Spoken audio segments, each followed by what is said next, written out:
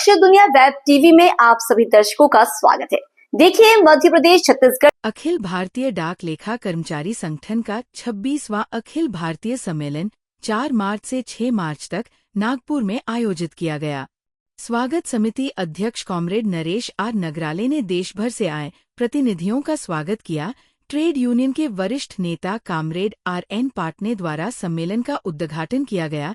अखिल भारतीय डाक लेखा कर्मचारी संगठन मुख्यालय के अध्यक्ष कॉमरेड RB सुरेश ने कार्यक्रम की अध्यक्षता की। अखिल भारतीय डाक लेखा कर्मचारी संगठन के महासचिव एवं CCGW के secretary general comrade SB Yadav, Vidarbha region CCW के secretary general Nilekh Nasare, JP Dhandhare विशेष रूप से उपस्थित हुए। वरिष्ठ नेता कॉमरेड T सत्यनारायण और कॉमरेड RS बघेल द्वारा सम्मेलन को संबोधित किया गया। देश भर से आए 17 राज्यों से प्रतिनिधियों ने सम्मेलन में हिस्सा लिया।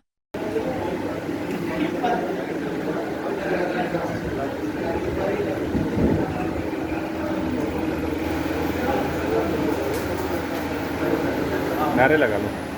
जिंदाबाद जिंदाबाद जिंदाबाद जिंदाबाद जिंदाबाद।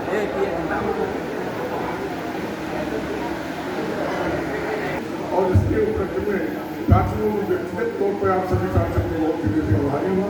15 वर्ष रिटायर हो गए हैं, परंतु मुझे इतना प्यार, स्नेह, सम्मान जो दिया है आपके जिंदगी के आखिरी पड़ाव तक मैं आपके दिन का अवरित नहीं हो सकता। 15 साल रिटायर हो गए, आप मुझे बुलाते हैं, बेटा सम्मान ये मिलता है प्यार उससे, संघर्ष और प्यार से वही मतलब हम। तो ये जो आपने दिया इसलिए मेरी इच्छित न होते हुए भी मैं आया हूँ। और आज मैं इतना प्रसन्न हूँ कि हमारे छोटे भाई जी यादव जी, जो मैंने बता दिया, सेक्रेटरी जनरल है, और मैं इसीलिए कहता हूँ कि आप लोग एक बात जरूर करना। मेरी यादव जी से आगे मैंने पूछा, सबसे भारी संगठन है। अब मैं आप नहीं नाम लूँगा, मेरे फुर्सत बहुत पर नहीं लेना चाहता है।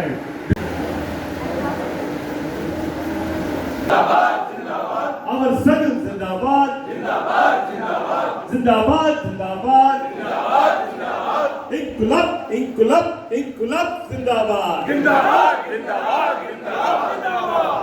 Thank you comrades. Comrade Mukesh Singh, Secretary, held on 28 to 2023 comrade. From delegates and 14 observers and visitors attended the AIC. Apart from the, he has narrated all the struggles, how the Confederation and visitors, the house observed 1 minute silence to pay homage to the martyrs. After that, sir सबसे पहले परिचय। मैं comrade SB Yadav, general secretary of all India postal accounts employees association. Sir 26वीं all India conference हो रही है, क्या कुछ कहेंगे? हमारे संगठन का हर 2 साल के बाद राष्ट्रीय अधिवेशन होता है, जिसमें विभिन्न प्रांतों के प्रतिनिधि आते हैं और विगत 2 साल के कार्यकाल में जो भी काम हुए होते हैं उसकी समीक्षा होती है, और आने वाले 2 साल के लिए एजेंडे पर विचार होता है, और डिस्कशन होने के बाद, चर्चा होने के बाद एक एजेंडा बनता है, जिस पर नई कार्यकारिणी जो इस सम्मेलन के द्वारा चुनी जाएगी, वो आने वाले 2 साल में उस एजेंडे पर काम करेगी। सर आज क्या कुछ निर्णय लिए गए? कहाँ से लोग आए?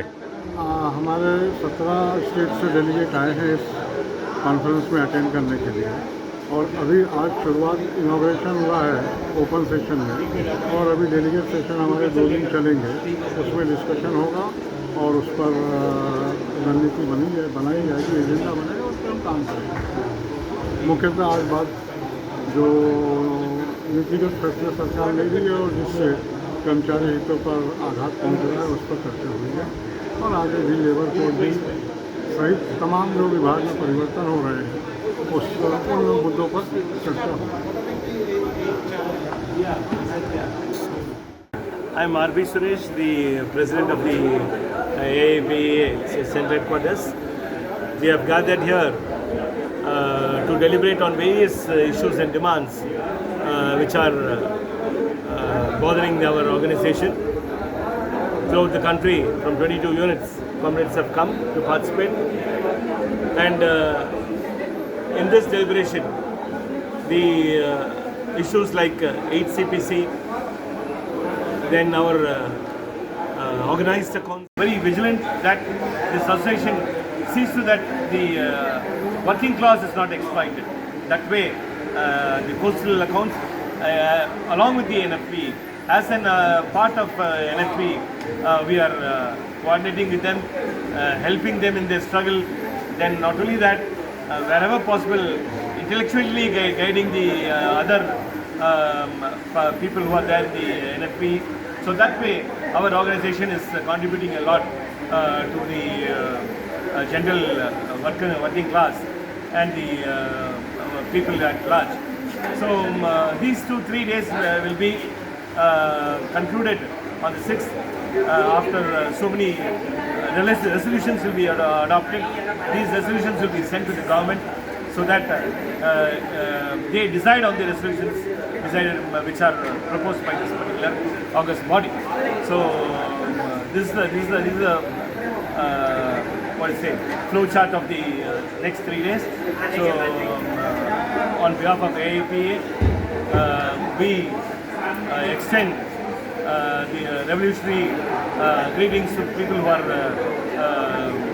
taking this interview, because this news should spread wide and far, so that all will know that the strength of the AIPA, the militant comrades who are deprived of so many things, all these things will be discussed.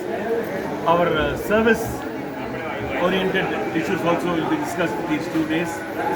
And it is going to be 2 days of brainstorming session, wherein the future of course of struggle will be decided. Similarly, it is not only going to be a planning for struggle, it is also going to be a planning of how we negotiate with the government, how we travel along with the government, how the government listens to the genuine demands of ours, how to convince the government about the genuinity of our demands. All these things will be discussed these 2 days, in fact 3 days. Today is 1 day is already over, wherein several leaders spoke. As you know, senior comrades have come here and spoken. The lucky part is our General Secretary is the Secretary General of our Confederation also. Confederation is an organization, umbrella organization, which covers the entirety of all the central government employees. Entirety of all the central government employees are guided by our General Secretary, and luckily the entire body is strengthened by the support of Comrade Narasimhamurthy as Organizing Secretary and myself as Vice President. Such a small organization, the Postal Accounts, has given 3 leaders in the All India level, wherein we are lucky to serve the comrades in the All India basis.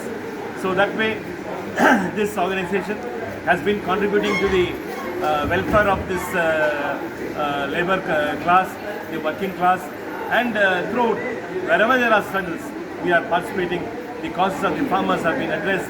The several occasions, this organization of ours have gone and stood with the people who are struggling in the central government employees. And in all these struggle, we have come out very successfully. We have negotiated several deals with the government, and genuine deals have been clinched by the skillful negotiation of our comrades. So that way, we are all proud that as AAPANs, they have been contributing to the welfare of the entire nation's development. So that's how it is. And you all, we are the class, we are the organization which takes care of the financial aspects of the. Sir सबसे पहले परिचय. मैं Kumar Rajnish, central secretary and working president all India postal account suppliers association. Sir Nagpur में conference हो रही है, क्या कुछ कहना चाहेंगे, कहाँ से लोग आए हुए हैं और क्या कुछ यहाँ पे विचार विमर्श किया जाएगा?